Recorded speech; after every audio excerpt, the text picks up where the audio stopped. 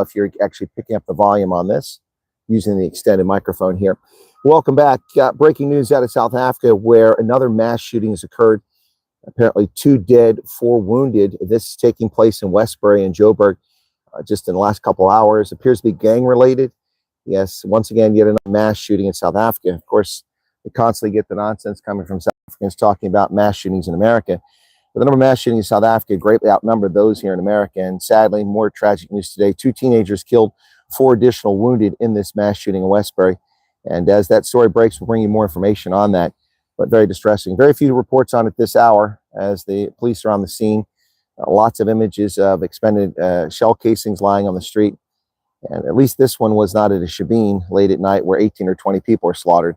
Anyway, are you guys hearing me okay? Just give me a thumbs up. Philip, can you hear me okay? I assume you can. With the now approaching 100 people tuned in the first minute here. Thank you for that. So that's a sad story there, folks. We also got a few other stories. Okay, Utopi says you can hear me. Bye-bye, donkey. Ok. Bonjour à tous. Je suis très heureux que vous êtes là avec nous pour notre transmission aujourd'hui qui vient des États-Unis au Pennsylvanie. Servus. Ich hoffe, dass jeder hier, also Sie können ja sehr gut hören. Ja, das freut mich.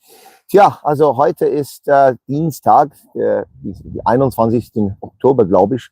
Und wir haben jetzt schon wieder in Südafrika eine Situation schrecklich ist. Yeah, welcome back, folks. A few stories to talk about today, including university enrollment in South Africa, which is a complicated story, but the number of white-colored Indian students has been dropping precipitously, owing to a couple of factors. It doesn't appear to be exclusion, but nonetheless, it is troubling, and we'll talk about that, because what you get is a skewed student population. It doesn't represent the true demographics of the country, and you wind up with a very unusual situation, which is not particularly good, particularly for a country that prides itself on diversity. It's not exactly diverse. So we'll talk about that. I'll give you some numbers that were reported in a recent report that came out, and we'll discuss the reasons for that drop in enrollment. It's precipitous. We're talking about probably about 35 or 40% of white students no longer attend university compared to the number just 5 years ago. The same parallel drop for Indians and coloreds in South Africa, while black student population has increased significantly. It's probably not a result of exclusion or racist policies, but it is definitely something people should be paying attention to. In addition to that, President Cyril Ramaphosa came out and responded to the Democratic Alliance's plan to take broad-based black economic empowerment, and when it comes to acquisition and government tenders, to scrap that racist policy and to do one based on need. Now, neither of those is an ideal policy, and a true person who understands economics, or an economist or a capitalist, would understand that these both are brain-dead approaches, but at least the Democratic Alliance's policy is not focused on race, which is abhorrent. You know, I seem to remember people upset about what's happening in South Africa back in the 1980s, 70s, and 60s when I was a young kid, and people were up in arms because people were being excluded from the economy on the basis of race. And of course, skin pigmentation is an immutable factor, which no one can change. You're born with it, and that's your lot in life, and it should never be used against someone. So people were rightly upset at the abhorrent practices of the National Party back in the 1960s, 70s, and 80s, and the world galvanized against that. But for 30 years, and particularly for the past 17 years or thereabouts, the African National Congress has imposed racial policies that did the exact same thing that the National Party did back in the 1980s. Little attention would be focused on South Africa now if it had not been for the United States president drawing attention to it earlier this year by ending all foreign assistance to South Africa. And on top of that, then offering a program for refugee resettlement, falsely characterized, once again, by the fake stream media in South Africa and by capture media here in the United States as a program first for farmers, white farmers, lie. A program for white Afrikaners, lie. It was a program and is a program designed for all racial minorities in South Africa, which in South Africa, of course, as most South Africans know, encapsulates a number of groups, including whites, English-speaking, Afrikaans-speaking, Portuguese-speaking white South Africans, as well as coloreds, mixed race South Africans, a community of 6 to 8 million people. Additionally, the Indian community or South Asian community, which is about 1.3 million people. So once again, the media get it wrong because it doesn't suit their narrative. But anyway, so that's the situation of that. And then Ramaphosa is, seriously talking. I quoted, here's a quote. This is exact verbatim quote, word for word. Yes, I know that's redundant, but not everybody speaks Latin. So, in fact, most of us don't speak Latin. Ramaphosa said that the law had been regulated to those who benefited through privilege and many other processes from the economy. Very de 70 Rand. You're back home safe. Went well. Medicals. Okay. Yeah, no, USCIS should be tough. I mean, the refugee program is not meant for economic migrants. We've got millions of illegal aliens in this country from Russia, from Kyrgyzstan, from Venezuela, from Zaire, from the Congo, from Serbia, from all over the world that have invaded this country, and they're being dealt with at this time. The refugee program is not meant for economic migrants. It's meant for people whose life is in jeopardy. You're suffering from unjust persecution. Whether you happen to be gay in Syria and they're going to drop you from a roof, that's an example of unjust persecution. Or you happen to be a Afrikaner farmer in South Africa who has policies promulgated against him or her because of racist policies. So that's what's meant. So the interview with USCIS should be tough, Werner, and I'm glad that you said it was tough. If we're just letting anybody take advantage of this program, then we're not adhering to the intent, and we should adhere to the intent. This is a generous country of amazing people from all over the world who've settled here and developed unique American culture that takes and adds things from many different cultures. And I've talked about this many times. You know, there are ethnic groups in this country who retain their cultural distinctiveness, but assimilate into society and are contributing members of society. And two groups come to mind. First, of course, is the Amish here, obviously here in central Pennsylvania. You see them all over, plus the Mennonites. The Amish have been here for 350 years or thereabouts, some longer. And they came here with their faith, with their language, and they've retained that. They've inculcated their progeny with that language, with that faith, with their work ethic, with their view, and they contribute to society. Another group of people is the old Spanish families of New Mexico and Southern California and Texas. Folks who came here 300-400 years ago or longer, or thereabouts, and settled in those areas. And of course, many of those families continue to speak Spanish and are Roman Catholic, and practice things like cotillion, things that they've gifted to the rest of Americans, particularly in the Southwest, where Anglos practice cotillion now for their kids, a lot of times for their daughters. So, I mean, these are unique communities that have retained their cultural distinctiveness, yet contribute to the fabric of American life, learn English, obey the laws, accept the mores, and go about their business. And that's been one of the keys to success of this country for centuries. It's being torn apart now by groups who come here, who intentionally divide themselves and set themselves in settings where they refuse to assimilate and try to force cultural beliefs and norms that came from broken societies into this society. And it's very, hang on a second here. Okay, all right, well, all right. So someone's purchasing a cooler for a veterans organization. It just popped up on the screen. Sorry about that. What we lose if blacks pack their bags? And okay, well, I don't know about that, Buster B. That's probably not something I want to say. They're jamming my site. What do you mean they're jamming my site? What does that mean? No one else is complaining about the feed. Is everyone else got the feed? No, it's not a golf course. Not a golf course. It's where I usually broadcast from 2 times a year during my lunch break out here along the Yellow Breeches Creek, which runs right behind me here. Anyway, which is a very popular fishing spot. Not here, because it's on military installation, but when you go further downstream towards the hills, I call them hills. They're mountains, but they're not mountains I know. Mountains I know are much higher than that. But the hills here in the fringes of Appalachia. All right, yeah, the feed is 5x5. Thank you, man. That's what I thought. Anyway, got a little bit off track there. So Ramaphosa says that this policy, these laws, are because some benefited through privilege and many other processes from the economy, which is skewed, and it is skewed. The Gini coefficient in South Africa is off the charts. Wealth disparity is huge, but wealth disparity in and of itself doesn't make people poor. Wealth disparity does not mean people have to be poor. I mean, look, Elon Musk is richer than anyone else on the planet, and that doesn't mean I'm eating cat food out of a trash can, or most people are. Wealth disparity is not the issue. The Gini coefficient can be a helpful measure, but only if it's applied appropriately, and it's usually applied inappropriately, and this is the case here. So he's saying it's skewed and only made to benefit a few white people.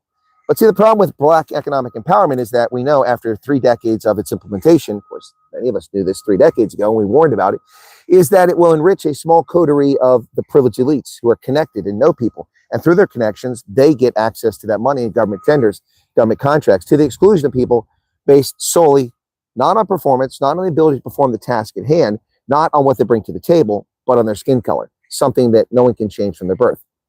So, how you doing, Symmetra? It's good to see you there. I said, sun is brutal, man. You know, it's, again, folks, everybody calls me white. I'm not white. I'm kind of pink, and I am getting fried in the sun here. Creek is likely clean with living things. Yes, it is clean. Living things, there's no rubbish in it. You're correct.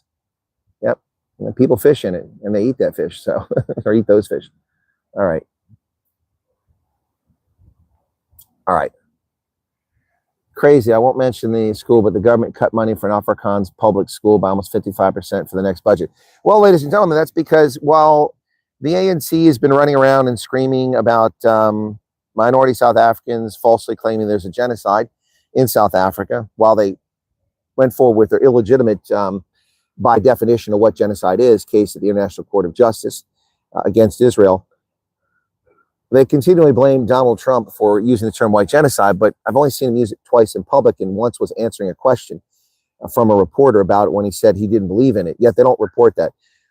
There is a genocide of sorts, a cultural genocide of the Afrikaans language and Afrikaans culture that's promulgated by the government of South Africa. There's no doubt about that.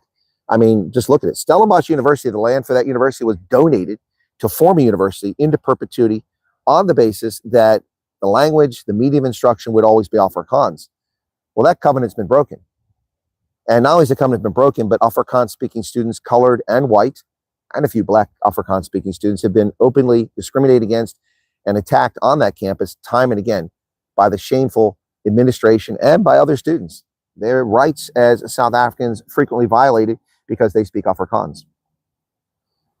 Instead of dumbing down the curriculum and taking away that medium of instruction, because every other public university in South Africa, the other 25 medium of instruction, except for one, is English, which is an alien language. You know, I find it funny because they talk about decolonizations and fees must fall and roads must fall, but they seem to forget that English is a colonial language. English didn't arise in Africa. It certainly didn't arise in South Africa.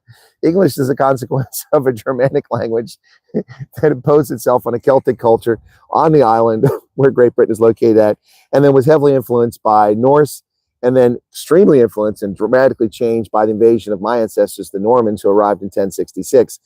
English is not native to Africa. Nothing wrong with it. I mean, it's our language here in America, although embarrassingly, we're the only industrial country in the world that doesn't have official language, which has led to all sorts of efforts to bifurcate this country and divide it on language, which is unfortunate in the past 30 years. It's absolutely ridiculous. Of course, most of you know I speak 6 languages, so I have no problem with people speaking languages. I encourage it. But anyway, so yeah, if people want to have universities that have other languages in South Africa, then build them. Somebody built those 26 universities that were there before, and only one of them was an Afrikaans institution. So build them. That doesn't mean other schools didn't have Afrikaans language courses, but the medium instruction was only at Stellenbosch where it was Afrikaans, and now that's gone. It's being attacked. It's a clear effort, not to mention the renaming of things, you know, places that didn't exist. There were no Xhosa, no Basotho, no Zulu, no Venda, no Swati, whoever made many of these settlements that were built later on and were named by the people who built them, and then they get renamed. It's just revenge. It's not reality.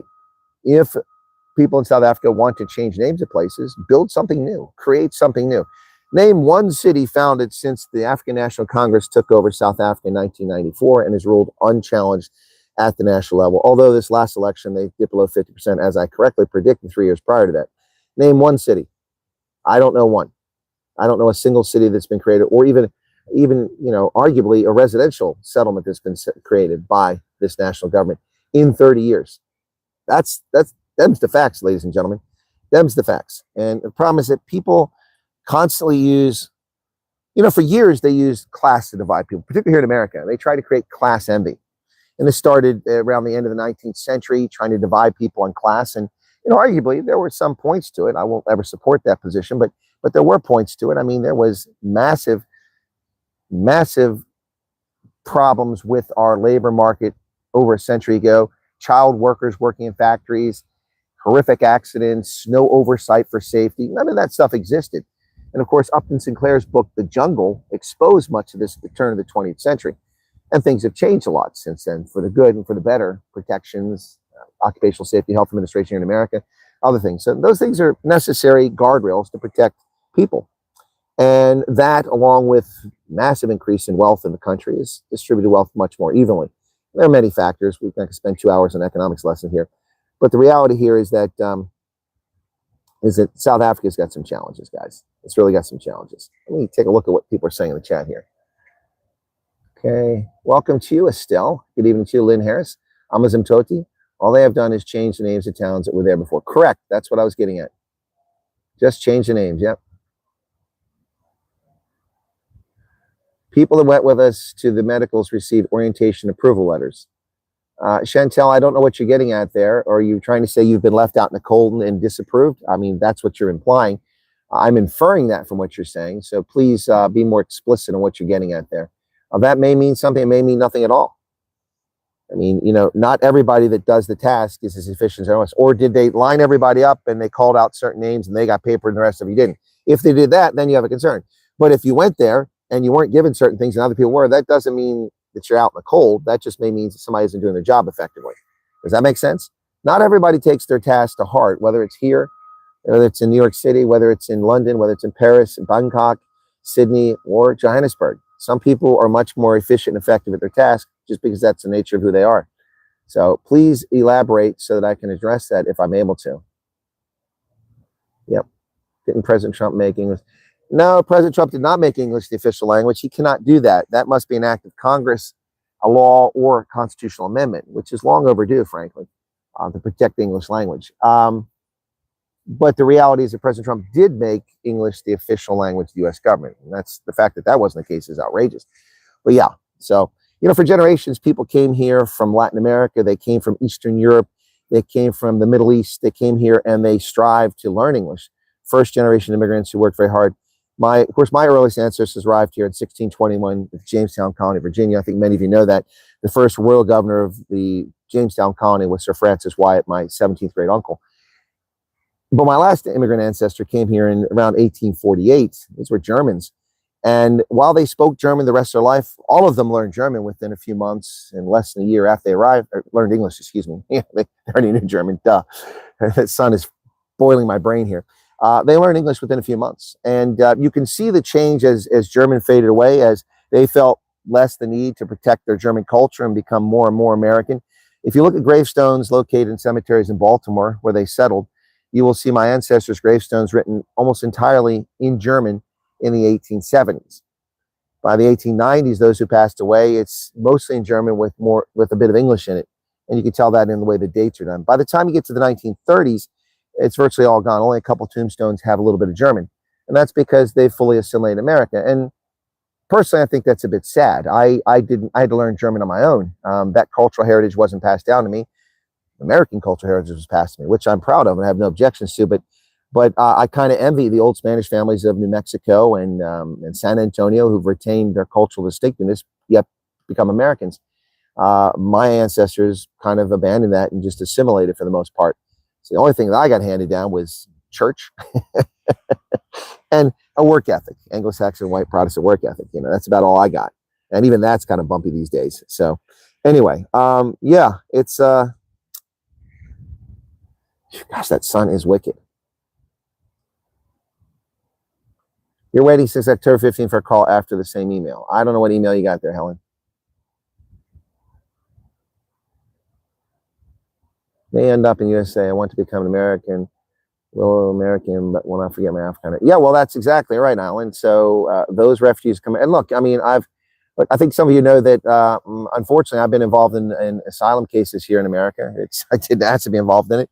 You know, people granted asylum, many of them later seek to become American citizens. And most refugees at some point, once they reach that stage, after having a permanent residence here and they reach that 5-year point, apply to become citizens, but not all do. And no one's obliged to do it. That's your prerogative, you know. Being an American isn't being white, it isn't being black, it isn't being blue, it isn't being green, it isn't being gay, it isn't being straight, it isn't being English, it isn't being Hispanic, it isn't being black, it isn't being any of those things. Being an American is an ideal. Now, many of us are fortunate to be born into it, but others come here and become Americans. You know, the typical American isn't white, isn't black, isn't brown. The typical American is an American who believes in the values of our Constitution and our nation. And that's one of our strengths, one of our absolute strengths. If I keep Afrikaans alive for my kids, where in the world would they use it? Well, let's see. You can use Afrikaans in London. You can use Afrikaans in New Zealand. You can use Afrikaans in Australia. You can use it all over the world. All over the world, folks. People speak. There aren't many Afrikaans speakers, but they're everywhere. Trust me. This table's falling apart. Somebody's screw is stuck in here. Wow. I think it's all falling apart here. Anyway, yeah. So I've had somebody sitting here next to me the whole time who just got up and left. So that's one of the reasons why I've been talking the way I've been talking here. So anyway, there to email me, okay? Stream is 100% must be your side. Yep. Yep, the stream is great here.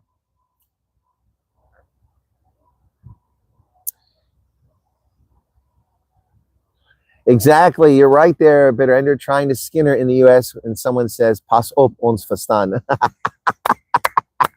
I've done that on the tube in London.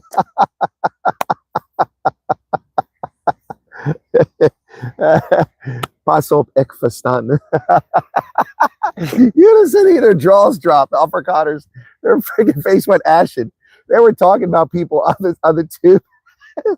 So the 2012 Olympics, they were talking on the tube about people. I was rushing it from one place. I'm listening just kind of because they're right next to it, listening, and they said something. I said, "Pass op, ek verstaan."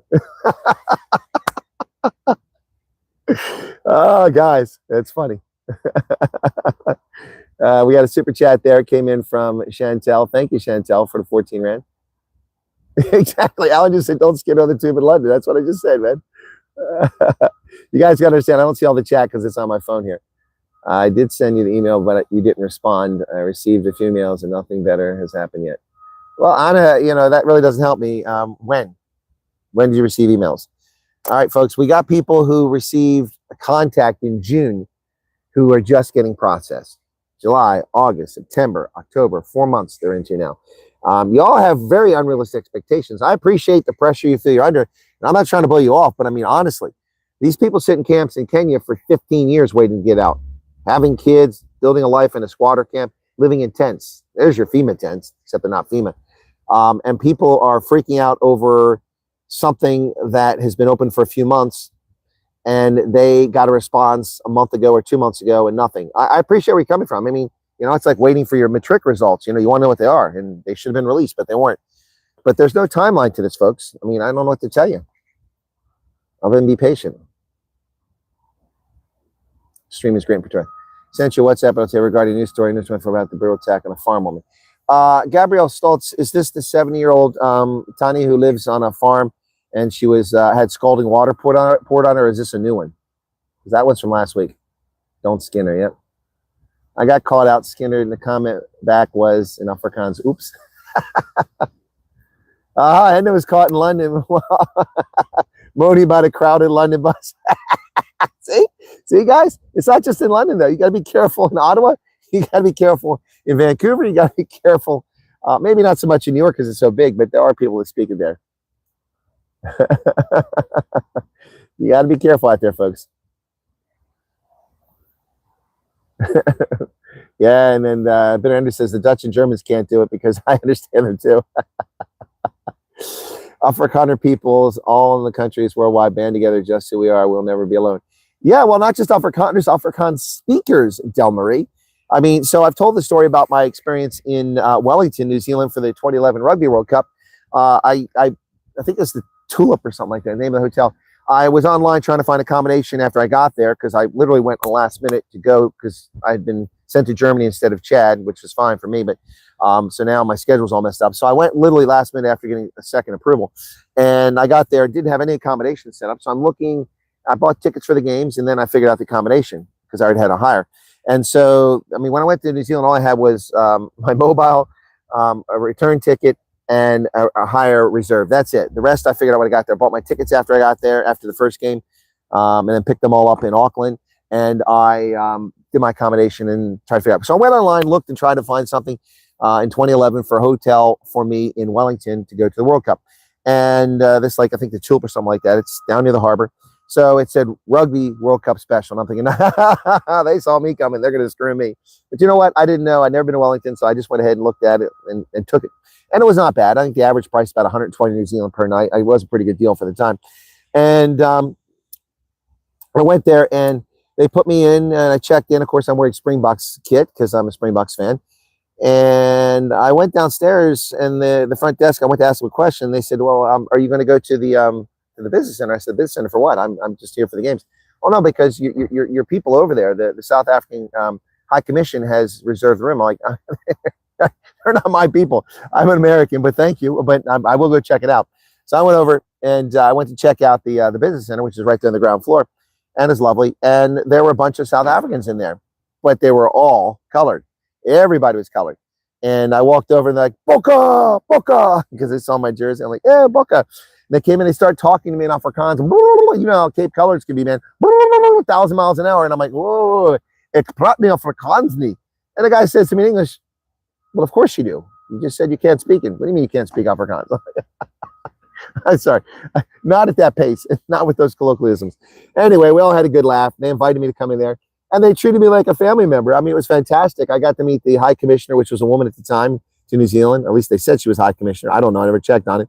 And I was there for like 4 days, 3 or 4 days. And it was fantastic. Every time I come downstairs, they'd say me, Chris, come in here. Wyatt, get over here. You got to meet the High Commissioner. You got to meet these people. You got to meet these people.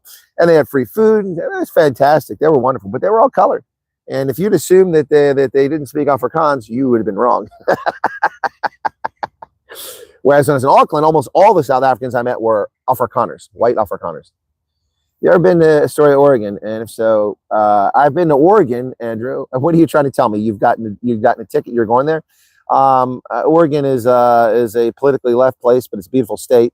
I'm sure it'll be fine. I've been to Oregon, but I don't recall having been to Astoria. I've been to Crater Lake in Oregon. I've been all along the west side of Oregon. Yeah, just be patient, says Utopia.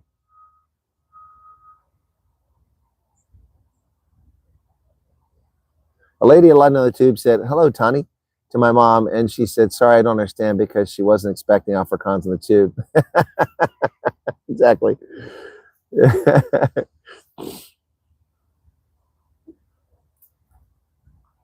There you go. Anna Kruger says she applied in June and then sent me an email on October 7th. Okay, well, it's October 21st. It's been 2 weeks. You waited that long. Fleshing, what's going on, man? How is the UK? What's Oxford like? Hey, folks, you know, want to talk about the misery of a 15-minute city? Talk to Flesh, and he knows the deal. I know it too. When I saw him last time there, I had to park like 16 miles away from where we were going. As refugee from the Congo, and French being my home language, I lost all my Swiss European culture, and now I'm a South African, says Erica. Hey, Erica. Keeps the wheels started turning all over today. I'm surprised to see so many Afrikaans people in the chat and so many South Africans. Why, Leslie? On this chat? I mean, my focus starts in South Africa and works around the continent and goes around the world. I'm one of the few independent journalists, not the only one of the few independent journalists who actually covers South Africa, but it's not my only focus.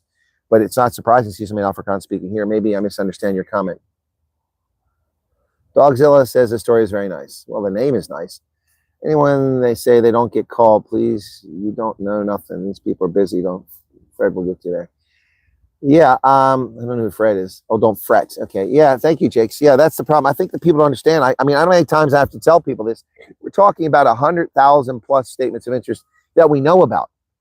It's probably likely more. I mean, we discovered, starting in October, suddenly a whole bunch of people were coming into my refugee chat past few weekends, the Cafe Clash on Sundays, who clearly knew nothing about the program. It's like they first just discovered it just now. Now they're just discovering the program because of the effort to malign the program in South Africa, apparently. And so a lot of people are discovering it now. So who knows how many people are now applying in addition to those already in the queues. All we ever want is a diverse society for every race, the group to contribute equally. That's diversity is all about. Each group contribute equally. I don't care about diversity. I care about true diversity. Diversity. God, that sun is brutal. Diversity of thought, diversity of experience, not diversity of appearance or sexual orientation or culture or language or faith. That's not real diversity. Sent to a housing coordinator in America. Is that a good sign, even if no approval letters received? What? If your case are sent to a housing coordinator in America, is that a good sign? I don't even know what you're talking about, Chantal. What do you mean a housing coordinator? You're gonna have to send me a copy of what you got there. So you don't get an approval here. You get a provisional approval. So you might call that approval letter. You can call it. You are given a provisional approval letter. That can be revoked at any time as they do further investigations in your background. So once they're relatively confident that you're a safe bet and a safe risk, and you didn't torture and murder Steve Biko, for example, then you get a provisional letter, and a provisional letter is enough to come over. All right. So I don't know anything about a housing coordinator. It sounds to me like a positive sign, though, Chantel. But no one of the hundreds of South African refugees who've now come over here and have been in contact with me, or the thousands who contact me about being in the process, no one's ever said anything about a housing coordinator. That's the first time I've ever heard that. Statements in June, and got contact 2 weeks ago from Mayor Connors and today from RSC, so it takes time. There you go. Cronier Sten, there you go. There you go. And there's no method of madness to it, folks. People freaking out. This isn't a refugee chat, but we've obviously turned it into that. Chris Wanapool, welcome to you. Even got caught out talking Shona of all languages. Yeah, well, Alan, yes, you got to be careful with Shona, and there's a reason for that.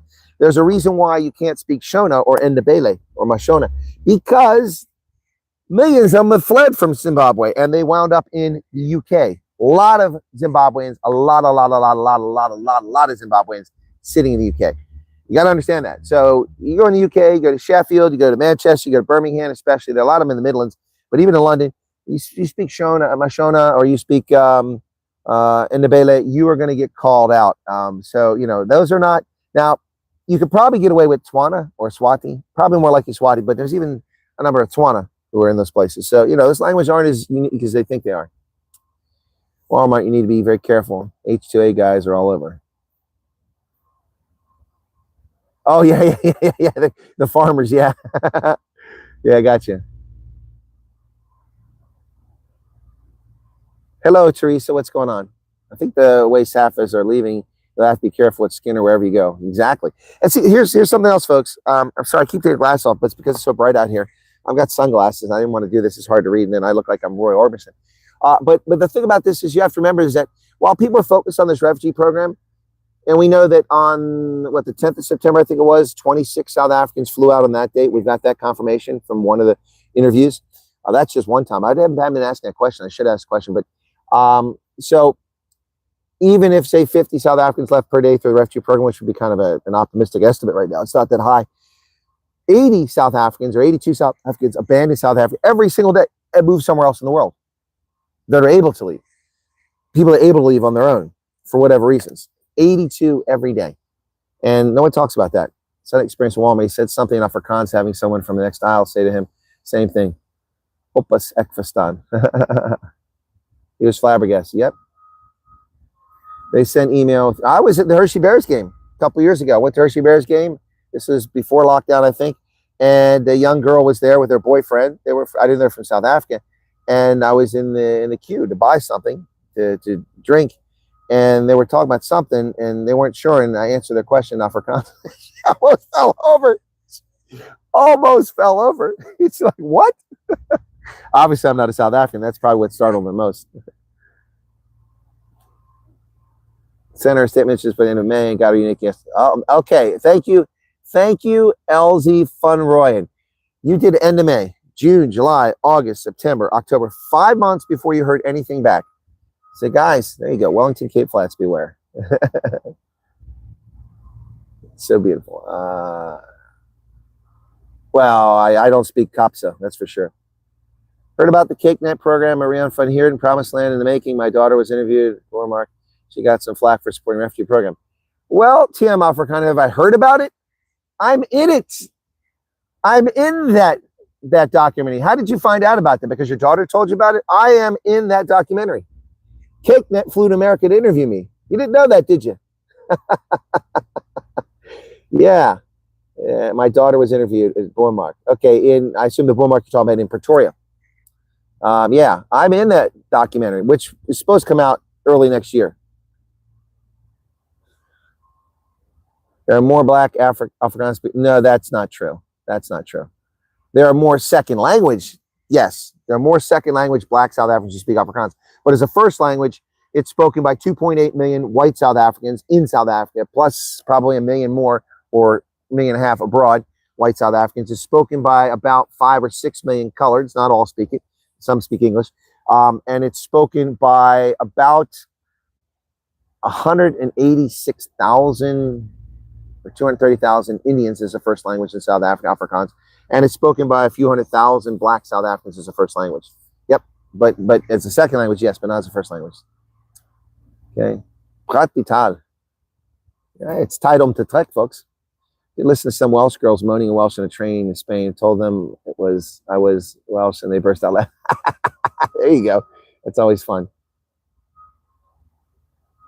Well, not all of Oregon, Holden Caulfield. Part of Oregon is also, basically semi-desert to the east. Very unhappy about it, and a previous email said they will help me within a week or so, and referred USCIS nothing. Well, I'm sorry you're unhappy about it, but I mean, these people don't work for me, so I can't fix the problem for you. When Buster B is on this diversity kick, I met an Indian fellow in Cape Town that spoke better Afrikaans than me. Yep, exactly. No, there are hundreds of thousands of Indians whose first language is Afrikaans. People don't know that. Hey, Jaretha Haman, welcome to you. Oh, it's the one movement. One in Rome, exactly. Utopi says 113,000 subscribers, 100,000 are from South Africa. I don't think it's that high. I don't think it's that high. I think I have about 30,000, 25,000 in America and about 5,000 in the UK. But yeah, a lot of South Africans. My one customer spoke to me in Afrikaans when I met him. I was shocked he was Indian. Yep, he grew up in the Free State. Yep. And Neil is late. That's okay. It's getting worse. They're putting congestion charges on some roads come the revolution. Yeah, no, I got you. They do that in New York here. English speaking and fluent Afrikaans. Although my daughter doesn't speak a word of Afrikaans, I find the Afrikaans a really beautiful language. Yeah, no, I'm with you, Naomi. I think it's a pretty language too. The weather is lovely today. It's mild, chilly in the evenings, but very beautiful during the day. Lovely sunny day. Yeah, yesterday I didn't do a podcast. I didn't do a stream or a podcast. I did recorded videos, and it was windy, very windy yesterday. The wind has died down a lot today.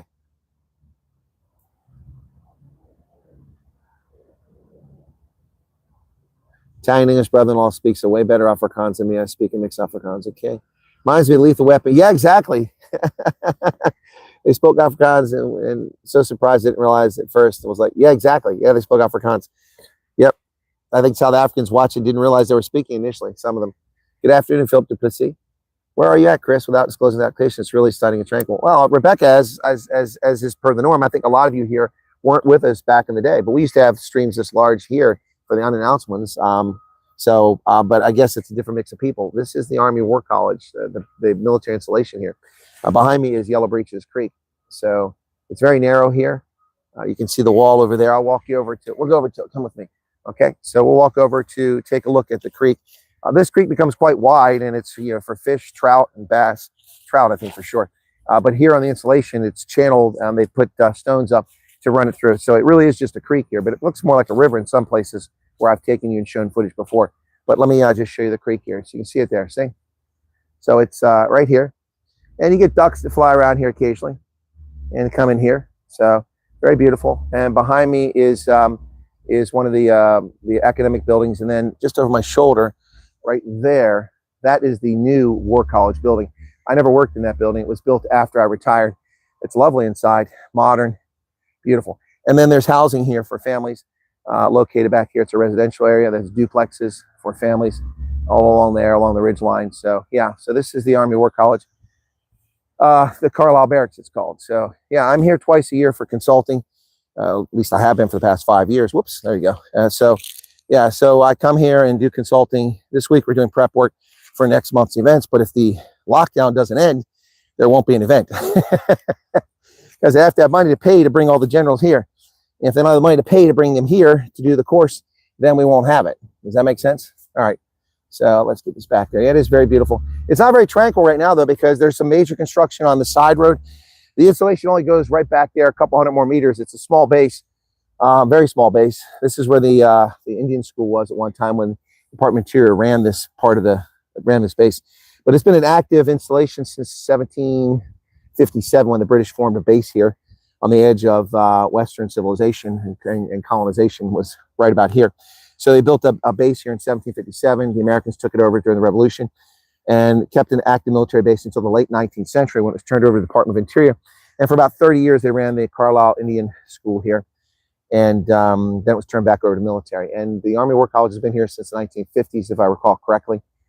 Yeah, they've been in 3 different buildings. The first building, which is still up, the second building, which is being demolished, which I worked in, and now this new building. And they've grown from, a dozen students to, 400 in per class. It's crazy. And the students include about 75 to 100 from around the world every class, which lasts for about 9 months. Anyway, but they're doing some construction down here. It's very loud back there, which is unusual. Usually cars are going by there. So anyway, let me get back to the chat. RC and UCIS is very professional. Anyone says different is a bullshitter. I agree. No, I'm not a sign person. Also, because of the rosacea, I have to take an antibiotic, which makes me very susceptible to sun. So I never like to begin with. Now I really hate it. Our contact's contact last week and complete an application. Congratulations. Chantel, thank you for sending me the email, Chantel. Yeah, I'll check it out when you just. My name is Pretorius. If anyone can be an American, it doesn't mean anything. No, you didn't hear what I said. Anyone can become an American if they adhere to our norms. It does mean something. It's very special. You may think it isn't, but I think it is. And apparently so is the whole world. Otherwise, we'd have 30 million criminals who invaded our country and all these people desperate to get here. So apparently somebody thinks it's special. Got email from RC today to schedule in-person interviews. We're getting closer. You have to start saving those Zim dollars to pay me. Why do I have to pay you, Saving Private, right?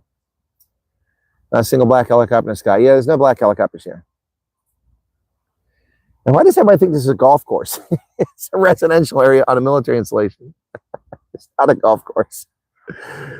Anna says she gets ignored. I don't think you get ignored, Anna. I keep addressing your comments, and when you write to me, I comment, but not as often as you write to me. You write to me a lot.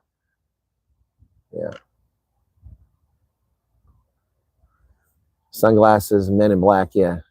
Where's your neuralizer? Yep.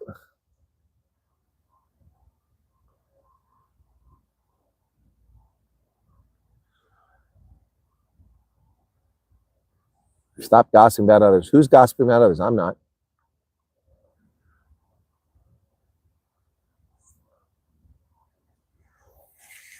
Bitter Ender, I don't have time to do that in the sun. It's broiling here, so even though the temperature's not that high out here. Oh geez, some cream on my elbow. I just wiped it. Yep, that's cream.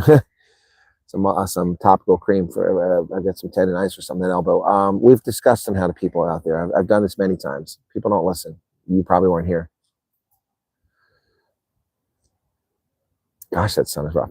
Americaners are awesome. They really want to help us. Well, you know, not everybody says that. People send nasty messages to them all the time. In fact, I was going to talk about that on my stream this weekend. Somebody sent a very nasty message. You know. Okay. One of the reasons people are so desperate to get out is that they fear the program might close suddenly, and those are still stuck behind. Well, I don't disagree with you, Peter LaGrange, but it shouldn't have sat on their ass. Some of these people sat on their ass. They're just now finding about the program or just now get expressed an interest months after it's been made available. So, yeah, I understand. Mustard Olive Coaching says, can't stand Rian van Heerden. Yeah, well, I was interviewed by Rian van Heerden. So, most people want to get out mainly to stay alive. Well, I would hope so, Anton. That's the reason for getting out. Imagine the tax revenue that's going to be lost directly. Yeah, that's the Josar, you're spot on. South Africa's already losing a ton of tax revenue. Yep, and its policies are not helping.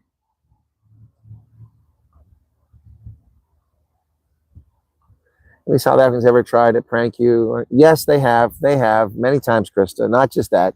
They've tried to be cute. That's why I refuse to speak it, because I'm not going to be, I'm not going to let somebody make an ass of me because they're trying to be funny. They think it's funny, but people record stuff like that and then they use it forever. So no, that's why it's one reason why I refuse to speak Afrikaans. I speak 6 languages, and I speak 3 or 4 of them fluently. I don't unless it's one I speak fluently. I don't bother messing around. If I don't understand colloquialisms and can speak fluently in a language, I'm not going to let myself get caught in a train of thought. I'll use a phrase here and there, but yeah, no. People do that to me frequently. They think they're clever.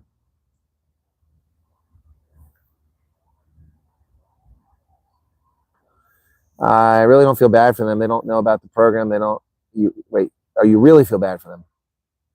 The only means to find out and apply. We're all in the same streets because of persecution. Well, Bitter, and I'll tell you this much.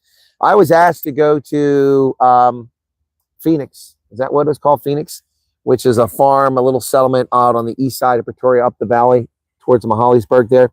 I was asked to come out there, and I broke my back to get out there. Try to find it. I had bad information. Didn't get the right location. Someone wrote to me. They didn't write back to me. It turns out it was a resident there, which is fine. I'm fine with that. But I was led to believe by people that I've been invited out there by the owner of the farm to speak to these poor Afrikaners who didn't have any hope and wanted to come to America as refugees. I went out there, and I was directed to the wrong place and about 10 kilometers away, and so that wasn't it. So I went back on my WhatsApp and did a short stream, and people said, hey, it's here. somebody saw that and they gave me a pin. I followed the pin. It took me to a dirt road, and I went up the dirt road. There's a fence that was locked up, a gate, and there was an informal settlement off on the side of some black South Africans over here playing their music. And I'm like, okay, this is it. I've had enough of this nonsense. So then someone else put me in touch with another person. They gave me the correct directions, and it was only about 3 kilometers from there, and I drove to it. I went to the place. I got there, and I came in, and I met up with the lady who manages the place. She's not alone, but she has help. But I met up with her, and right next to her is one of my viewers. One of my viewers lives right next to her in this informal settlement. It's actually pretty interesting. So I went there, and I explained that I'd been asked to come here, and I said, I don't know if it's been coordinated or whatever, but I understood it was. And she knew nothing about it. She was very accommodating. She took me around, gave me a tour of the place, which is lovely. After I left there, and I wanted to talk about this because I came to speak, but nothing had been set up. She's like, if we'd known, we could have set something up and made everybody come to the hall. And I said, well, I appreciate that, but I mean, I'm just responding to a request. Maybe next time. And that's all fine and dandy, and it was lovely. But after I left there, cock prodders ran their mouth about me, and ran their mouth and said shit about me, and talked about me, and like, this guy came over here, he's trying to spy on us and all this stuff. Who is he, this American? What's going on? You know, no good deed goes unpunished. You know, I went there to try to help people who were indigent, to tell them about the program, because I was asked to do it by one of the residents who knew that many of these people don't watch stuff. They don't go around on YouTube. They don't see this stuff. The papers don't get to them. They could qualify for the program, and I went there, and I was treated abysmally by some of the residents there who ran their mouth about me and ran me down. You know, so you know, I don't know what to say. You try to help people, and that's how you get treated. But you know what? It doesn't stop me, because there's always assholes like that out there.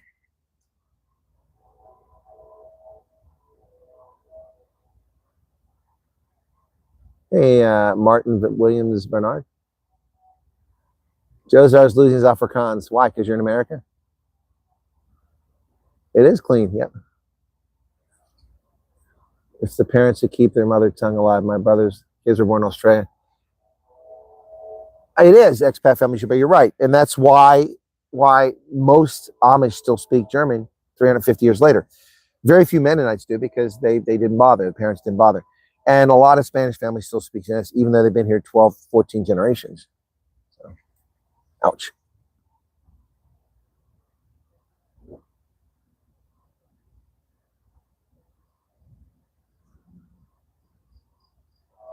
And that's not a channel. A channel is broader than that. A channel is normally straight too. You normally make it straight to channel water. It comes from the verb to channel. That's not a channel. That's a creek. It's a built-up creek. Without the stone that's put in place, it would have eroded the land. So they put the stone in so that it doesn't erode. But if I have to, I'll go to Yellow Breeches Creek and do a live stream from there. Again, I've done them in the past. And you'll see it looks much more like a river than a creek when you get further downstream. But here in Carlisle, it's been channeled so that it doesn't do flood damage and that sort of thing. Clean, crime-free. That's correct. No gunshots going off around here. Emails on WhatsApp. Okay, then what should I do if they say things that doesn't happen? Well, what do you mean you don't understand, Anna? There's no recourse. I've covered this. Did they give you a phone number and email to contact? If so, then contact them. I don't have a way to contact them. You're at their mercy. That's how this program works. That's how it's worked from the very beginning. You have no say. You have no input. You can only answer their questions and be ready when they call you. That's all you can do. I don't know what to tell you. That's all you can do. If that's not sufficient, then that's not sufficient. 35 degrees. Oof. I worked U.S. I've worked for family. We lived in the naval base. Well, there's no naval base in Annapolis. It's the academy, if that's what you mean. That's technically a base, but the Naval Academy is in Annapolis, which is gorgeous. Oh, the sun has finally gone from up. There's one big cloud up there. Thank you for that. Are you talking about the same Indian school I'm thinking of? No, Holden. I'm not sure what Indian school you're talking about. Previous chats, some of their parents were in the army or SAPs, lost their jobs, be losing their house and struggling with addiction and poverty. So you want us to take drug addicts over here? Is that what you're saying? You want America to take drug addicts as refugees? They're addicted to drugs. I don't think they're going to come over as refugees. I'm just saying.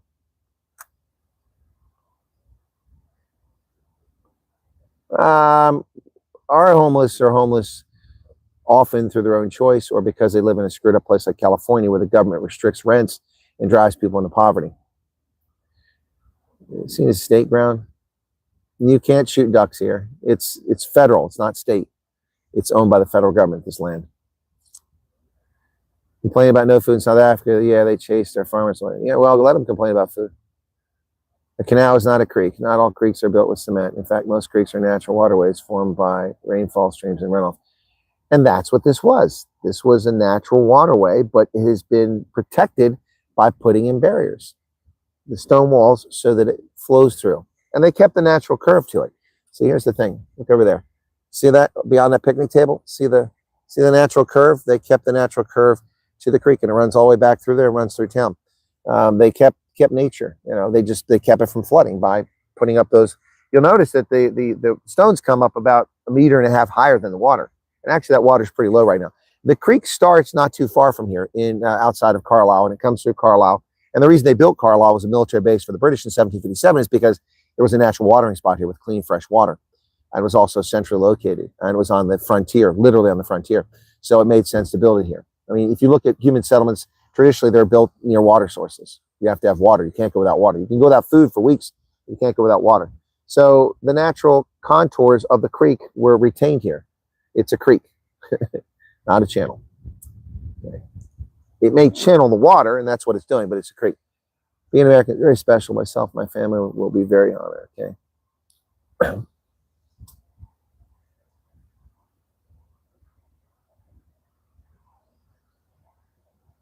Well, not just golf courses. I went to the, is it Kirstenbosch? Is that the one there in the Western Cape? That's beautiful. That's a botanical garden. It's beautiful. Those sharks. Just Ainter, remember 4 months. When's your next visit to South Africa? I don't discuss that, Just Ainter. You'll find out if and when I'm there. Too many threats, too many people threatening my life, too many challenges for operational security purposes. I don't announce my travel until I'm already there. It's just, I tell people I'm coming. Besides, I can't set it right now. I need money. I need money. I'm not making it on this channel. Super chat revenue and the ad revenue especially has dropped off a cliff. And right now my paycheck from next month is in jeopardy from the shutdown. So I may not get paid on November 1st, which I've already paid my mortgage 12 days early once again. I just paid it yesterday. But I've got other bills coming up on the 1st, and without my paycheck, that's, you know, I do this out of my pocket.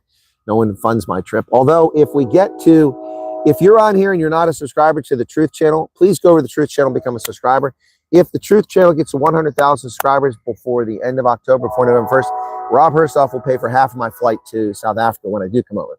So yeah, so keep that in mind, folks. That'd be awesome, but you got to be a subscriber. So if you're not a subscriber to Truth Channel, then please go over to the Truth Report, or Truth Report, not Truth Channel, the Truth Report on YouTube and become a subscriber for me.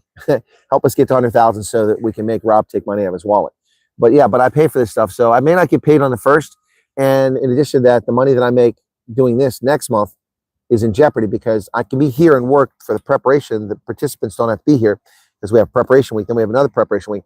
But that 3rd week, the execution, if they can't be here because there's no money to pay for their travel to come here and their accommodation when they're here, then the U.S. government can't bring them here. And we're talking about generals from all over the world, from other militaries. Last year, I had a Finnish general here, the commander of the Finnish army, which is pretty cool. So that decision will be reached by the end of the month. And if that doesn't happen, then I won't get that income next month. I won't get next month anyway, but at least I'll have it. It usually comes about 6 weeks in arrears, but I'll get it to pay the bills down the road. Some people acting like 5-year-olds throwing tantrums because the program is not moving fast enough. Well, it's a good question, Marissa. And I put up with a lot of, I'm very patient with people, and I put up a lot of grief. Go back and watch the videos I missed. I'll find a way to help where I can. Okay, bitter ender. Well, you're not going to find that. That's probably in a live stream where we talked about it. But, you know, people have got to help identify this stuff. I mean, when I come to South Africa, I bend over backwards. I mean, you know, I find it funny that people tell me, so how's your holiday in South Africa? Holiday? I work my ass off in South Africa. I do it because I love it and I enjoy it. But I work my ass off. I work 16, 18-hour days in South Africa through the entire time I'm there. And I go everywhere to meet with people. There's no vacation. Coming to South Africa is a treat. It's a pleasure because it's a wonderful place. Minus the crime, the racism, and all the other stuff. But the country itself, the people are wonderful. But I work my tail off. I mean, I bust my ass. I did 18 meet and greets this last trip. The average meet and greet lasted 3 to 5 hours. Some went 7 hours long. So imagine standing up there and talking, asking people, answering people's questions for 7 hours without dinner, without a break, after you just drove 300 kilometers to get there. I don't think people appreciate that. I'm not crying. I'm not asking for any sympathy. I'm just saying People appreciate that. So when it comes to helping other people, I'm happy to do it, but you gotta fill me in. Igor likes Rian, calls a spade, no frills and fluff. Yeah, but Rian has also got a particular worldview that doesn't quite match up with mine at times. For instance, the farming tax, we had a conversation about that, and I'll keep that between us because it's not for public consumption. Mr. Huz, Trump is saving South Africa.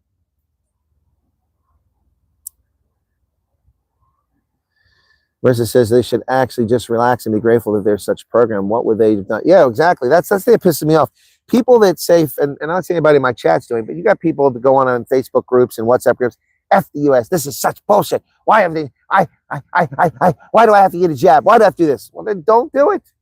Don't do it. You had no hope on February 6th. Nobody offered you anything. There was nobody in New Zealand, Australia, Germany, Austria, UK, France, Canada offering to let South Africans come there. Nobody. Nobody was offering that to you. There's no program, a free ride to America for racial minorities being persecuted. It didn't exist. You don't like the standards of it, then too bad. Then don't participate. Don't send in a thing. Don't blame other people. And if you never get in the program, whatever. But stop. I've been beyond patient with this program and beyond patient with people explaining things. I mean, you guys don't know. If I were to look at the number of times I responded to an email, we're talking probably at least 10,000 emails I've answered, at least. Not to mention I've read many more than that. Probably a lot more than 10,000. Not to mention all the WhatsApp messages and the people that call me at 3 o'clock in the morning if I happen to be up and I answer it. I mean, that's very rude and disrespectful. Yeah, anyway, so. I mean, and the whole time this is all going on, all I hear from South, we're independent. We don't ask for anything. We're grateful for the program. We love America. We love Trump. It's just, we're very grateful for this program. And we're self-starters. We don't want any handouts. So now you got people throwing their toys out of the pram because they're not going to get food stamps when they come over here. Why don't we get food stamps? Honestly, I've seen that. Now, that's not most people. That's very few people, but it doesn't matter. But to say that, it's why you can never classify a whole group of people as this, that, or the other, because people are different. And there's always people that will behave a certain way in every group. It's just bottom line. But, we're self-starters, but then people cry about food stamps being taken away. Refugees are allowed to work the moment they arrive, provided their Social Security number. The only thing holding up is Social Security number. If they already have one because they've been here previously, they come here, they can work immediately. So like I talked about that refugee or that asylum seeker from Cameroon that was in the paper the other day, from the New Hampshire paper, he's been here for 10 years. He was granted asylum in August of 2024, and he's whining because the food stamps being turned off. Excuse me? You've been here for 10 years? You've had authorization to work for 9 years? And you want food stamps? Why exactly did we let you in this country? Because he's gay. He's gay. So we let him in the country, and his reward to us is to moan about him not getting money out of my pocket to pay for his food stamps. Lots of gay people do well in this country. In fact, the average gay male in this country has a higher per capita income than a straight white male, if I'm not mistaken, the data I looked at. So, I'm sorry. It's really gets hard at sometimes to feel empathy for stuff. It really does. But I still have it. I still have empathy for people.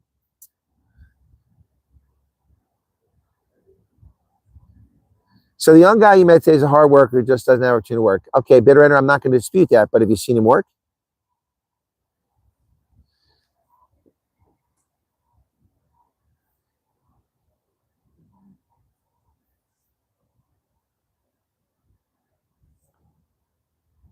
I don't know what WhatsApp link for Gauteng. What are you talking about? I don't know what that is.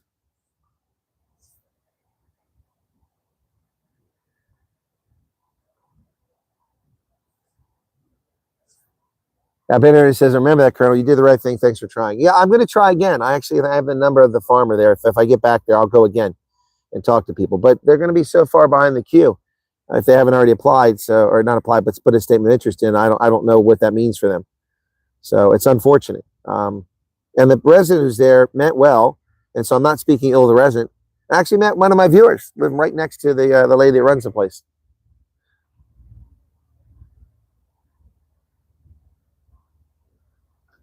You can take a horse to water, yep. Oh, Naomi, it's so sad to hear how people can turn on you when you're trying to actually. Yeah, you have no idea. I'm a commander of a veterans organization, and the way people turn on me all the time there and believe nonsense when other people are disgruntled employees who've done something wrong to get terminated, or people who who have caused problem and get disciplinary action, and then they run their mouth about me, and people believe it. They believe it. And then, you know, all the damage is done. People destroy reputations. And then weeks later, the conversation had, oh, I didn't know that. Yeah, then why'd you run your mouth? Why did you believe somebody coming from somebody that's never accomplished a damn thing in their life instead of somebody who lives by a moral code? Honestly, the world is crazy. It's like I said, you know, it's South Africans. I could be Dr. Jonas Salk. I could save 1 million lives and be an expert in the field of vaccination and healthcare. And some cockprotter with a French, German, or Dutch surname who's an Afrikaner, van dem Eve, you know, Botha, you know, whatever, comes along and starts speaking Afrikaans with the right accent, and everybody's like E.F. Hutton. Oh, not knowing what the hell they're talking about, and they just believe that bullshit. It's the same in every culture. So I'm not picking Afrikaners. It's the same in every culture. SABC News, the remains of Khoisan descendants seized by explorers in 1970s have finally been returned to South Africa. They were exhumed. Okay. Thank you for the super chat. That's good news. Don't lose period temperature. No, my temperature's not up. Son picked on 3 belts stolen cricket. Told him once more. Okay. Ascending. Can Colonel Chris Wyatt tell me a point of being WhatsApp groups? Because my last experience was very strange. Well, ascending up, you're not really giving me much information. What I can tell you is the following. I have told people repeatedly throughout October that I've asked the question, why are you on a WhatsApp group for refugees where people can comment? Why? Because all it does is cause shit. It stirs everything. You got people who are talking in there. People lying about people. People lying about Professor G, who only means well. People lying about me, and I've been right about virtually everything without any information from anybody because I know what the hell I'm talking about, and I have the experience and my analytical skills able to discern it. Why are you in a WhatsApp group about refugees? What do you hope to find out there? There's only one place to get official information about the refugee program. That's the U.S. Embassy website. Done and dusted, finished in claw. There is nothing else. Now, if you want analysis of what's happening, which, by the way, is prescient, like Senior von Rensburg, is ahead of the curve, is accurate, and correctly explains things in ways that everybody can understand, even thickheads, then you should watch my program. Because that's what I do. But the only official place you're going to get information is there. So why are people listening to cockprodders in WhatsApp groups? I don't understand that. There's hundreds of these groups created. And there's all these people that are talking, well, you know, I get voice messages sent to me. I'm like, these people are insane, absolutely insane. So why are you there? First off, I don't have groups that you can comment in. So if you're talking about groups that I have, you're wrong. From the outset, because people asked for it, I created a WhatsApp group and I limited it. Only my moderators and I can put something in the group. No one else. You can't chat. So there's none of this bullying, none of this bullshit, none of these people talking out their ass, none of these little cute cat pictures. None of that. None of it's in there. Now, initially, I said, don't put anything in there unless it's refugee related. But Hendo is over exuberant and he put in all my videos so people go watch them. I finally just said fine because sometimes there's not much to report in a refugee program, so the group gets slow and people leave. So he puts it in and I put mine in there too. But I don't put all my videos in there. He puts a lot of them in there. But if you're in the 2 groups on WhatsApp that I've created, no one can comment. So you have no reason not to be there because you're not hearing any bullshit there. I have a group on Telegram. It's the same rule. One group on Telegram, because I can take 250,000 people in a Telegram group. You can take 1,200 or 1,025. You can take 1,025 on WhatsApp, but you can take 250,000 in Telegram. The Telegram group, same thing. Nobody comment. So what's the value? There is no value being these groups. All they do is cause consternation, misinformation, disinformation, personal attacks, garbage, cock prodding, cattiness. Get out of them. I never encourage anybody to be in those groups, and I have nothing to do with them. And yes, I know, but it's your group. It's not my group because somebody added me to a group and put me down as an admin. I'm admins in groups I never even heard of. Not my group. Does that answer your question? Ascending up.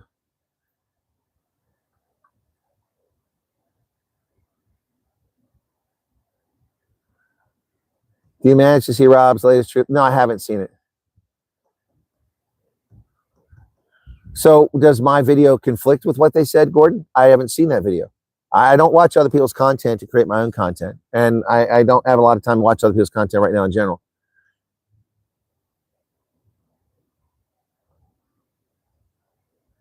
Thank you. I think you're right, Reddick. It's an Afrikaans English foes of me. A canal. Yeah, a canal is not a canal. Yeah. A canal here is the Erie Canal. It's dug to create a new water route between two water points, a lake and a river, or a lake and an ocean, usually. How will refugees be guaranteed livable jobs? They're not guaranteed anything. Who are you? What are you talking about? Stagnant job rates? What are you talking about? Stagnant job rates? What is that? Propaganda? Stagnant job rates?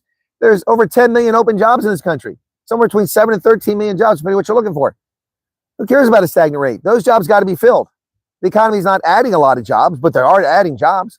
We haven't had a loss of jobs. So stagnant jobs, right? There's millions of unfilled jobs. What are you talking about? And no one's guaranteed anything. If you want guaranteed, then go elsewhere.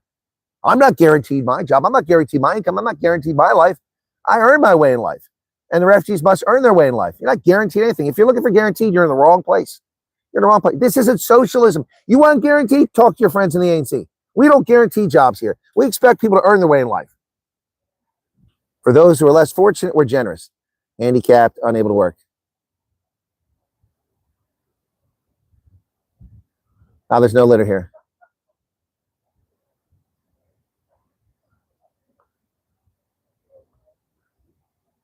Bitter Ender, I got you. I understand where you're coming from.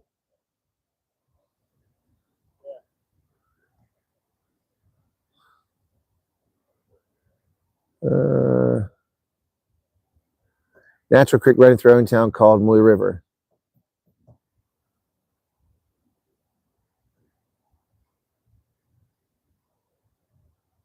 Yeah, Daniel, your comment, I agree with. I'm not going to repeat it, though.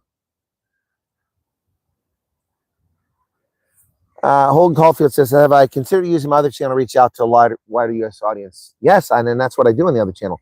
My other channel was the original one. It was censored. It was removed for 2 years by YouTube. 23 months later, they gave it back to me, and they censor it. I've only once gained any subscribers on there. I did a video about Trump and a lawsuit, and I gained 1,500 subscribers. I thought, okay, the channel's good. Then I did the next video, and I didn't have 150,000 views like I had in the first one.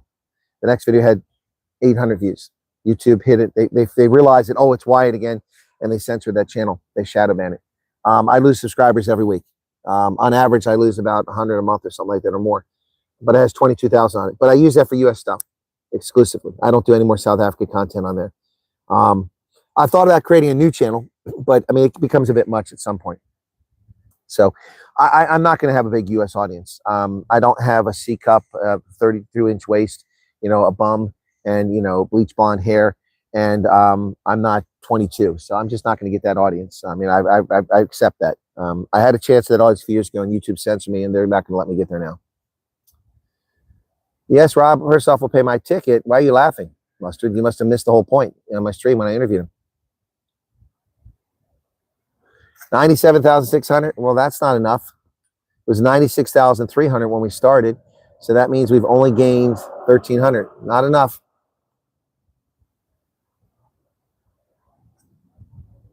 It's so sad that people don't realize how privileged you are for the opportunity given in the U.S. People must, yeah, exactly. You're welcome. They prioritize certain areas as the reason I'm asking you program various people who filled in later stage. You got a response. No, they don't. I don't have any information on how they do it, other than anecdotally, there seems to be no rhyme or reason to it. It's not date. It's not pressing. It's just there's lots. Do you have a guess on when the U.S. government will open again? Francois, I answer that every day, and I've said that it won't open before the end of this month. If the military and the Federal Aviation Administration, Coast Guard, federal law enforcement don't get their paychecks, and if food stamp recipients don't get their food stamps, and Social Security payments aren't made, then we're going to have a major problem, and the Democrats are going to take the blame. So if they capitulate, it won't be till the end of the month. But they show no signs. They voted it down again last night, 11 times.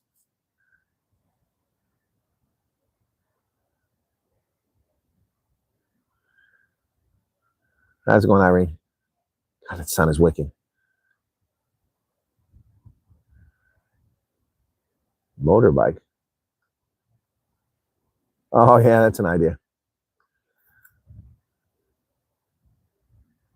If I reached out to General Vallely, he would give an interview. I don't know who is General Vallely. That name is unknown to me. Vallely? I don't know who General Vallely is. Well, I mean, people that have been with the channel don't know. I mean, I've interviewed all kinds of people. You know, we've had here a few times. We've had Dr. Victor Davis Hanson. Victor Davis Hanson is an esteemed. He goes on Fox News all the time. Very popular, very well known. Very well. He used to teach Naval War College. I've had him on my program a couple times, but the last time coordinating was very challenging, and I haven't tried again.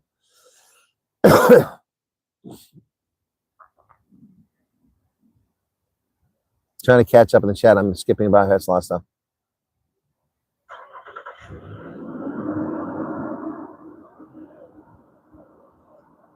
Unfortunately, that's the mentality. Food stamp taken away, same as Sasa Grant. We'll never want to give up that. Yeah, exactly. Car guards.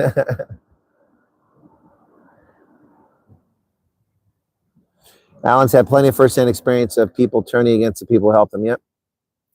Well, I mean, one of the reasons why I'm so reticent to do the, can one of the mods put the link for Charles Van Onselen for his Back a Buddy in here? Is there a mod? I asked you guys to save that last night.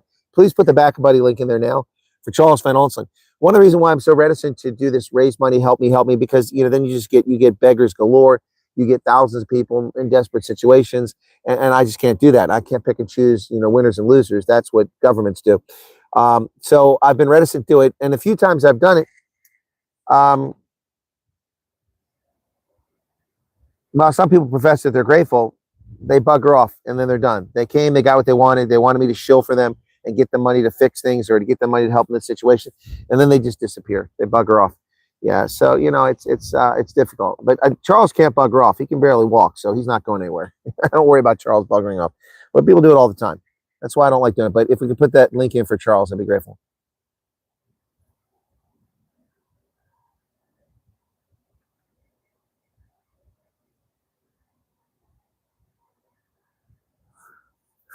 Delmarie says, I don't know of any South African doing near as much as yours, attorney. Yeah, there are no South Africans. I suppose you could say the Afrikaner or the Amerikaners, but they're getting paid. They have a contract. I'm not getting paid. So they're doing this to help South Africans. They do it because they mean well, but they are getting compensated. I'm not getting compensated. They were volunteering early on, but now they're getting paid. I don't get paid. And no, there are no South Africans doing as much. No, that's a true statement. And for that, I get so much grief and so much abuse and so many lies told about me. It's beyond comprehension. But, you know, it's the price of being a leader. When you lead from the front, you can get shot at.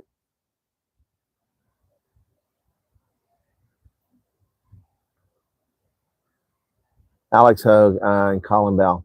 No, I didn't see that.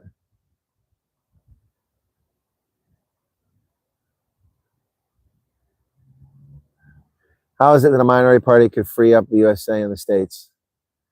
How is it the minority party can freeze up? Okay, Leon, that's a long civics question, but the short answer is this. It's because of the nature of our system, which is meant to ensure no wild swings politically from one extreme to the other and represent the minority. So when you're in the minority, you don't want to be ruled upon by 51% majority and forced to do this. I mean, you know, if it was simple democracy and 51% said we should have legal slavery in this country, then we have slavery. We can't have something like that. So that's why there's guardrails in place, there's measures. And in the Senate has created a rule, the Democrats did this, that you have to have 60 votes to pass a bill. There's 100 people voting, but you have to have 60 to pass a bill. Well, the Democrats refused to vote for it. The Republicans don't have 60 votes. So even with Fetterman voting with them, they only have 55 votes.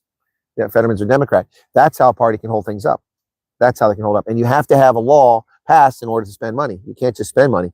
Now, there are exceptions, and there are minor ones. That Trump's using what he can to pay things out. You're here. You're doing it again there, Nikki. What is that? I can't read that.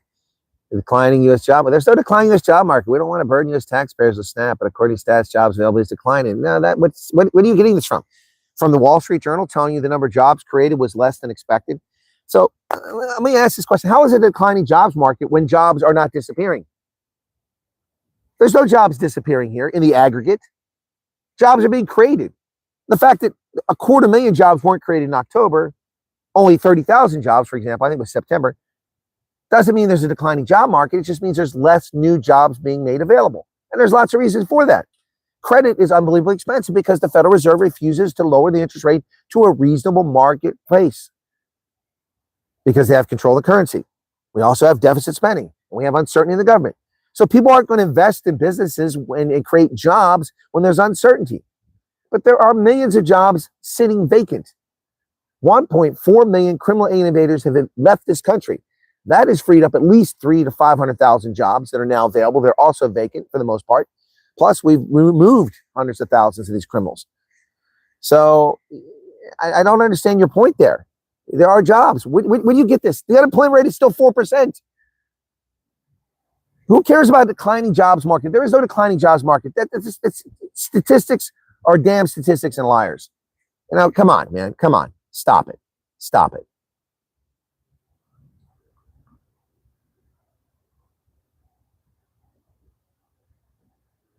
Oh, Julian, I'm so sorry you haven't heard anything yet. Hopefully you will hear soon. A lot of people started hearing recently.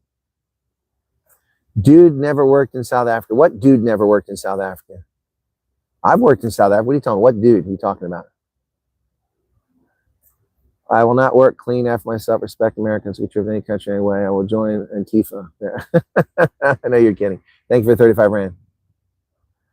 Signs of business saying, sorry, we're closed due to staffing issues. Exactly, Bitterhander. Thank you. All the time. We can't. I didn't have a cook last night. Last night, after the club manager was let gone, one of the cooks called in. We didn't have a cook for one of the busiest nights of the week, Monday night. There's no cook there. I don't even work there. I'm just a commander of the veterans organization, and that falls on the veterans organization. So we didn't have a cook. So we had to find a cook last night.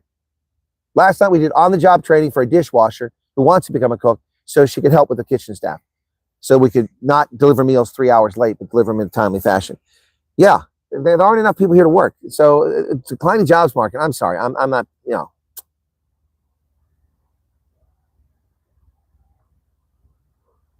Hope lies in dreams. How did this become a refugee thing?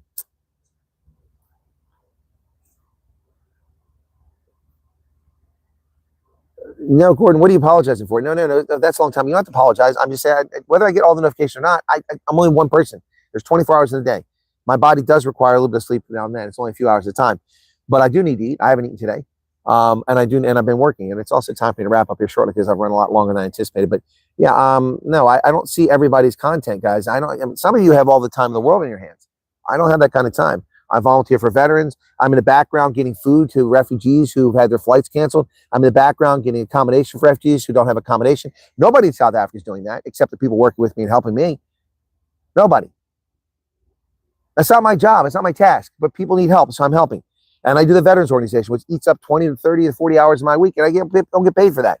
I'm not complaining. I'm just saying that I don't have time to watch all the content. I like watching content, but I don't have time right now. So you don't need to apologize. But the Truth Report, I've selected all notifications. I'm also in Truth Report creators groups and things like that. I'm also working on a video for the Truth Report right now. Guys, it's I don't know. I think people think that, Chris just comes on at 6 p.m. and he's on for an hour and a half and that's his day. I wish.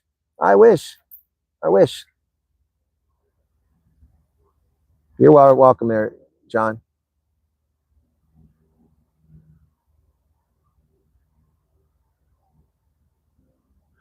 Oh, what does a normal day look for you? I just ran through it, Francois.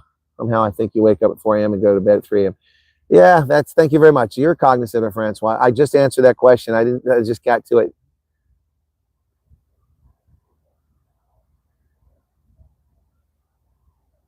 To step in and provide interim veterans payments.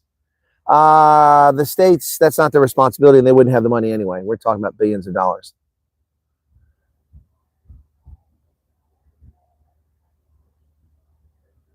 Yeah, no, mustard olive coach. We got to get to 100,000 though in there for Rob to do that. I can't check my super chats. I'm on my mobile phone. If I missed it, I missed it.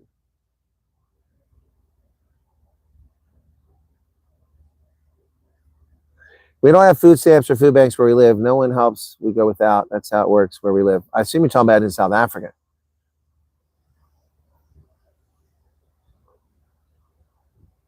Well, it's a lot of chat here. Ascending Up says, I'm absolutely honored that we South Africans have a man like Colonel Chris Wyatt from the USA talking about the bullshit that's going on in this country. Yeah, you're very welcome. My pleasure. Yeah, please help Charles Van Onselen. Yep, he's a really good dude. We call him the voice of reason here on the channel. And there's the back of Buddy. CB put it up. Loads of jobs in the USA. Just do some research. Exactly. Stop. Why do people? This is a question I want to ask. And I'm not attacking the person who put that up there. I think the person has a good intent because they're a member. But why do people go read news reports and then come here and tell me what the news reports say, but don't tell me they're reading from news report. If you told me I got it from the Wall Street Journal, I got it from Newsweek, I got it from News 24, that's helpful context. Don't just tell me jobs are declining. I too read the news and I call it out.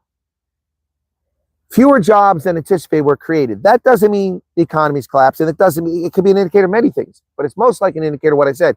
There's uncertainty. People aren't going to invest their money to build their business to create jobs when there's uncertainty. And that's the problem right now. So, but I mean, there's millions of jobs that are vacant.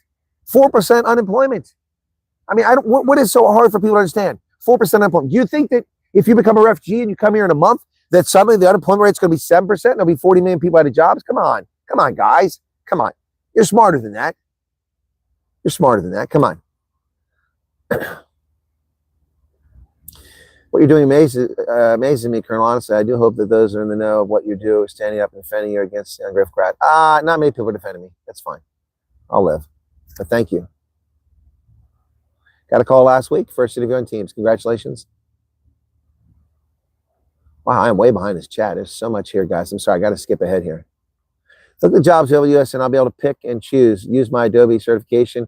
Will get me a job that pays $95,000 to $120,000 a year. Exactly, Marley. That's correct, and maybe more depending on what. I did the news, Teresa. You're late. We covered the news earlier.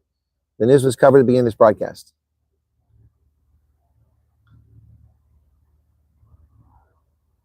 I mean, an hour plus into this is usually an hour and 15 minutes. This is what we're usually doing anyway. Someone got a free membership. I got to really jump in. Okay, 4% unemployment among a population 6 times the size of South Africa. Keep it in perspective. Almost 6 times the size.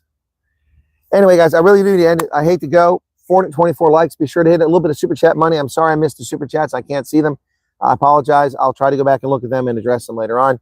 Maybe I'll make a video just about that to see if I have time. I still need to prepare. Also, I forgot, I'm a judge of elections. I've got an election coming up. I got to prepare for that too. All right. So thank you all so much. God bless. Have a good day. We'll see you later on. Take care of yourselves. And, don't take any wooden nickels because they don't work in the slot machines. All right. Cheers. No one should take offense to anything I said today. I didn't mean anything in an offensive way to anybody or to insult or hurt anybody's feelings. I try to caveat that every time, but I may have missed that one time. But I mean, honestly, folks, I mean, it's frustrating for people to say this as if they're an authority on it. And you may be because you've researched it, but at least give me a source there. Tell me where you got the information from. I read in the Wall Street Journal that only 29,000 jobs were created. I think it was in September must have been. But it had to be September, still in October. So what? Unemployment rate didn't edge up. That means that we have nearly full employment in this country. And there are millions of jobs that are vacant. So I wouldn't worry about jobs. If you have any skills and you have any desire to work, you'll find work in this country. Will it be the job you want? That isn't always the case, but there's always work out there. Thanks, everybody. Take care. Cheers.